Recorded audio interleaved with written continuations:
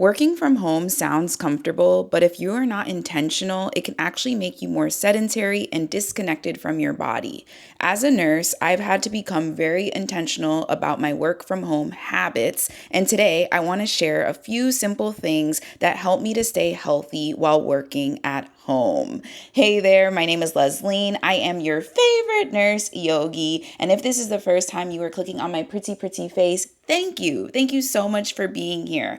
I am currently posting every day for the next 70 days. I'm doing 100 days straight of YouTube, y'all. And today is day 28, I believe. We're almost at 30 days. And I currently am less than 20 subscribers away from 1,000 subscribers. That is one of the milestones here on YouTube. I'm currently at 987 subscribers on YouTube, which I am I can finally see the light, y'all. So thank you. So if you have not subscribed, like I said, this is your first time because I'm looking at my analytics and I'm seeing that over 90% of you guys are non-subscribers. So hit that subscribe button immediately, okay? And so today, though, I want to talk specifically to my people that work from home. And I get it, y'all. People be like, oh, you work from home? Like, you must be so lucky. You are, blah, blah. Yes, I'm lucky, but it's not happenstance how I got here. And that is a separate video on how I got to get a job where I'm able to work from home and still use my license as a registered nurse. But today, though, I'm giving you guys tips. So the first tip, like I said at the intro, everything is habit-based. If you truly want to be a successful person for yourself, you need to have effective, sustainable habits that will stand the test of time, that will stand. I cannot stand this when I'm about to say, but when people say life be lifing, that's a cop-out. That is a cop-out. And if you're saying life be lifing, it's because you don't have habits. Because yes, life be lifing. Trust. I get it. This is not a toxic positivity page at all. But how long are you going to allow life to life at you? Okay. So the first habit is you need to get dressed every single day. And for the first time in this 30 days of YouTube, I'm actually going to stand up from my chair because I actually like my outfit. Shout out to my friend Brittany. She be putting me on. We're going to start from top to bottom. I have my hair in a twist out. I have yet to take it out. Normally I stay in a twist out. Normally y'all see, well, you're new here, but normally I do wear my afro all of the time, no matter what it looks like. I'm going to wear my afro. And this week though, I was like, I'm given length. My hair is very dense. That's another video. I have what they call 4C hair, and I'm proud of my 4C hair. But I was like, I'm given length, and then something in me was like, do a little boopsie. So I did a little boopsie with my little silk pony. I can link these below for you if you would like. Silk ponies for the curly girls. You need silk ponies in your life. This just helps so you're not breaking your hair. Then we have blue light glasses on. These are from a Black-owned company called Liberated. Ooh, I have the case here. Liberated Eyewear that I got these from. So just because I'm on the computer all day, I'm wearing my earrings, these pearl things, makeup is done. And then this shirt I got from Marshall's, and I really like it because it has all these jewels on it. And it has a little bit of skin, not too much. Short sleeve because I live in Florida. It is a hot material. It's like a fake wool. It's not real wool, but it's fake, okay? Then this is what I'm really excited about. The pants. You can't really see them here, but okay, this is like the worst. I'm not the fashion girl, okay? Like I do the fashion, nothing extreme, but what's really cool about these, which I didn't know if this was too much, but it has like this floopsy. Okay, so it has a floopsy. I was debating if I tuck it in or not. Let me know. Would you keep it out or would you tuck her in? Like, let me show you guys. We'll do this together. And we're going to get into continuing the tips. And so this is, still in habit one of getting dressed every day is so important for your mental health when it comes to working from home. Because one way that people burn out if you're a work from home person is that you're not taking regular breaks, which we're going to get into. and you're not getting yourself ready for your day each day. This is how it looks tucked in. Let me know which one you like, all right? So working from home doesn't mean staying in pajamas. And then also you need to shower. So I don't know when you choose to shower. I shower twice a day on purpose. Even though I'm staying in my house, I shower twice a day when I wake up because, 3 out of 5 days of the week, 3 out of 7 days of the week, I am getting a workout in. And then, obviously I'm sweating. So I do my work in the morning, I'm sweating. I'm going to take a shower in the morning.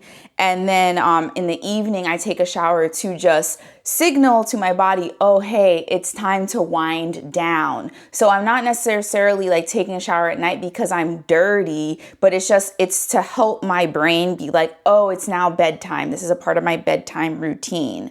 And then in the morning, we're still talking about the morning, I put on real clothes. So y'all let me know if you like my outfit or not. I take feedback in all forms. I do light makeup. So we went through that. And I know my right hand, I need to fix my nails. They look horrible. So I do light makeup or hair. I think that's important every day. And especially as a girl that has very thick Afro textured hair, I'm not going to use that as an excuse. Like I said, I wear my Afro any which way. So if my Afro is like, needs to be washed, I'm gonna make sure this face beat. But it's probably a little shrinky. Anyways, so it's not about appearance. That's the biggest thing. It's about signaling to your brain that the day has started. That's the biggest thing. But at the same time, it is about appearance. And I have a whole other video of why, especially as a young woman, why it is important to stay put together. Like this is not acceptable. Like this is bad. Let me just keep flabbing this hand. I'm gonna make sure I fix my manicure. So and I already said this too, by you starting your day every day by showering, putting on clothes, doing some light makeup, it creates a boundary between home life and work life. I don't think this is a tip. It's not necessarily a habit. I am in my office, okay? We are fortunate to have enough rooms at this time where me and my husband have our own home office. And my bedroom is for sleep, right? So I know I have some friends in my life where they work from home in their bedroom. And I understand like you don't have enough rooms because, kids and they get older and all that stuff. So it's like, girl, I don't have anywhere else. But in my opinion, then work from home at the dining room table. I do not think it is not a good idea. There is studies that show like this, it's not a good idea to work from home in the same place, in the same room that you sleep, because again, your brain is like, oh, but we sleep here, like, and we're working. And then it just all clumps together. You have to separate church. You have to separate church and from state. You have to, right? And the same goes for studying. Like some people be like, oh, I love to study in my bed. And then it's like, but damn, every time I study in my bed, I want to sleep, because your brain knows if I'm in the bed is for sleep. So if your brain sees the bed, it's gonna wanna sleep. So the same goes for if you're working from home and you see your bed and you're like, damn, why am I always tired? Like, yes, we can talk about hormones and getting your blood work done and all of that, but like, where are you located in your home? Are you receiving light, right? Is the blinds, like there's all these other things that you can do before you say I'm perimenopausal at the age of 27. Come on. I'm over that. So this is also something side that I just remembered. It's that same thing of like, how people, and I'm included in this, like you hold your poop until you get home. And as soon as you do that turn into your neighborhood, you have to shit. It's the same thing. Like, I know it's like, oh, Leslie, clutch my pearls, but it's the same thing. Like, our brain is so fascinating. Like it takes signals, like visually, what you hear, like senses. Your brain uses those senses to know, like, okay, set you up for like what you're gonna do next. Habit 2, move your body before work. So I kind of touched on this where I was like, when I do my workout in the morning, then I shower.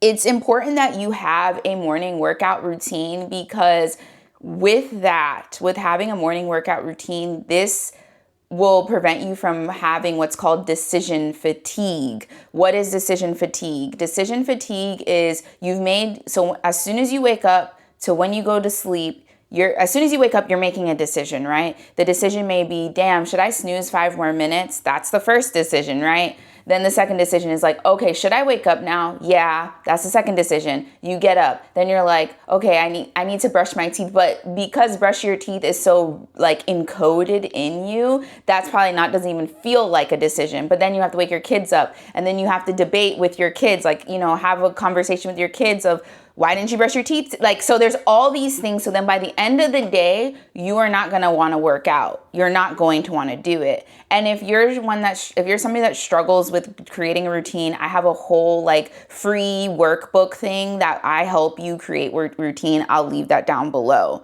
So examples of movement of working out is yoga.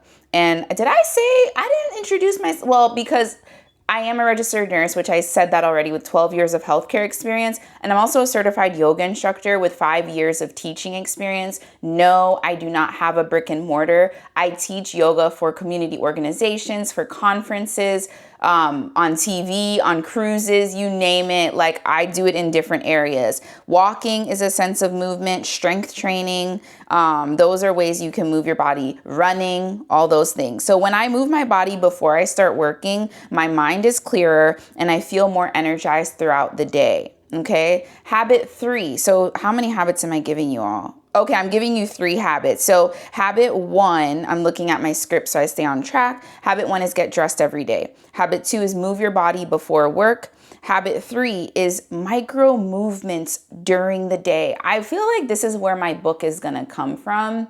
I am going to write a book. Let's claim 2027, a book will be published. And I really just want to stop making health, wellness complicated. And so micro movements during the day. What are micro movements? So they're small moments of movement during the day. So examples, I love a midday walk. Midday. Okay. So like right now at time of recording, I'm on my lunch break doing my video. This is the perfect time of day to get that midday walk in, depending on where you live. I live in sunny Florida, so it's always sunny and hot. So I know some people it's cold. So if you can't go outside, get a walking pad, use your treadmill, run up and down your stairs, do something, right? You can also stretch. Standing up between your meetings. So if you have a stand-up desk, the stand-up desk is amazing. But the thing is, you can't just be stand. Like, you need to do some kind of like up and down, if you will, right? Moving your body away from the desk. So actually leaving said room and, eating out on your back patio or your front yard, like doing stuff like that. So even if this is the biggest thing that I don't hear enough, and I'm going to share like why I'm so passionate about this. But even if you worked out in the morning, because I love it, and obviously my algorithm is curated in this way because I am in the health and wellness space. All the girlies, they're doing their 5 a.m., 6 a.m. morning routine. But what happens is, so even if you worked out in the morning, sitting all day still impacts your body. What does that mean? So we all have blood sugar, right? And I talk about eating in another video, but just help me just trudge with me. So when it comes to nutrition, and I'm just going to quickly touch on this. With nutrition, it's important that you eat little and often. I've heard this since I was a teenager because my mom was diagnosed with type 2 diabetes when I was a teenager, and her doctor said you have to eat little and often to regulate your blood sugar, okay? So then I became a nurse, and again, I hear the same thing, little and often, little and often. Why? Because you want to be euglycemic throughout the day. A lot of us are hypoglycemic, aka hangry, where our blood sugar is below 70. Average blood sugar is 70 to 100. So we want to be between that range. In order to stay between 70 to 100, you have to eat little and often. So what does that look like? That looks like eating every 2 to 3 hours. That also looks like, if you're like, okay, that sounds like a lot, that means 6 times a day. And when I say eating 6 times a day, I don't mean a whole yam, banana, dumpling, rice and peas, oxtail, 6. No. You can have that once in the day, but the other 5 times you're snacking. You're snack girl, okay? So we're grazing. We're a grazy girl. So you eat your 3 square meals, which, why do they call it square when the plate is circle? Do you have square plates? Breakfast, lunch, and dinner. Those are the 3 square meals. Then in between breakfast and lunch, snack. In between lunch and dinner, snack.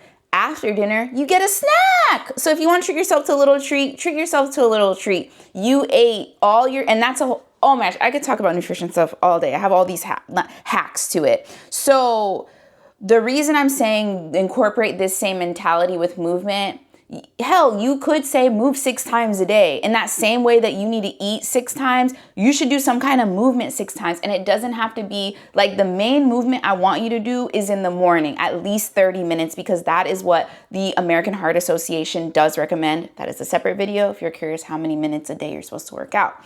So with that being said, though, you do that. Great. You eat. Blood sugar, like this, we good. But then midday lunch comes and you're like, oh my gosh, I'm so hungry, but I gotta work through lunch. You cannot work through lunch, because what you're doing is you're damaging your hormones, okay? I know you're probably hearing a lot about your hormonal health. You're probably hearing a lot about perimenopause from your aunties, from your grandmas. Like, the older women are talking to us more about these things.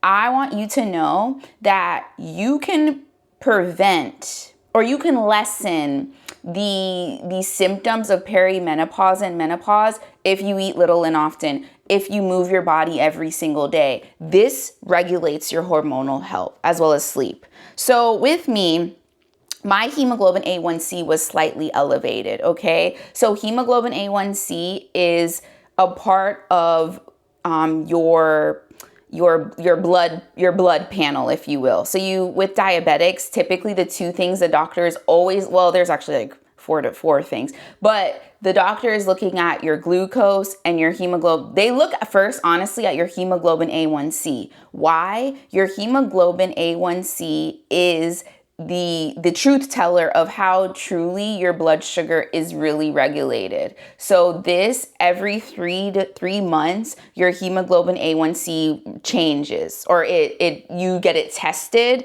because that's what they recommend, because it shows your true blood sugar readings over a 90-day period. So it's a percentage. So say your blood sugars are like 80, 90, like that's great. But what is your hemoglobin A1C? If your blood sugars are 80, 90, 79, your hemoglobin A1C is most likely less than 5%, right? Mine was like 5.9, 6%. And my doctor was like, hey, we're a little concerned because of your family history. I shared with you, my mom is a type 2 diabetic. So the sugar is in it's in my blood, like it's in my genetics, right? So I remember she said that and I was like, oh my gosh. And then I remembered, because I'm a nurse, I was like, oh, I haven't been eating little and often. This was a few years ago, right? I haven't been moving, doing my micro movements. And there was actually, I don't know if editing, I can promise this to y'all, and I don't know if I'm going to put editing listening through this, but there was NPR. It was like either a year or 2 ago. My friend actually, she sent this to me. They did a study that showed people that, like me, that say had slightly elevated hemoglobin A1C, those kind of things. They did a study with them, and they have sedentary jobs, to see that if they did micro movements versus if they didn't, how that would affect their blood sugar. And the people that did the micro movements, their hemoglobin A1C was way better than those that just sat all day, or those that just did the workout in the morning. So let me say that again. The people that just worked out in the morning versus the people that did micro movements throughout the day, the people that did their one workout were worse off than the micro movement people. So again, I encourage you, I implore you, micro movement is key. It's not the intense workouts that will give you the lasting change that you're looking for.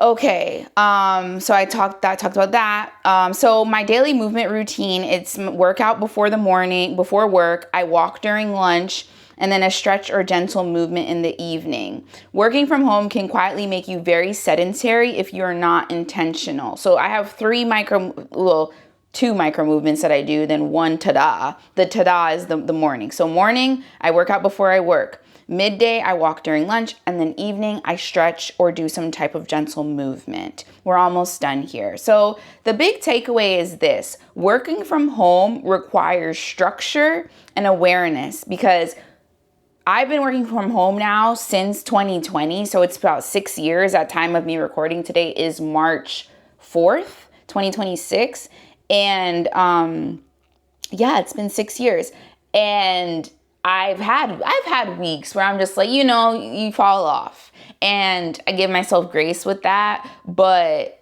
I realized when I fall off is like, oh, I didn't have any structure. I was just not even I had no awareness, right? So small habits make a big difference. Getting dressed, moving your body, taking walking breaks, and not sitting all day. You do not listen to me clearly if you don't listen to anything else. Yep, I'm pointing. Yeah, I am.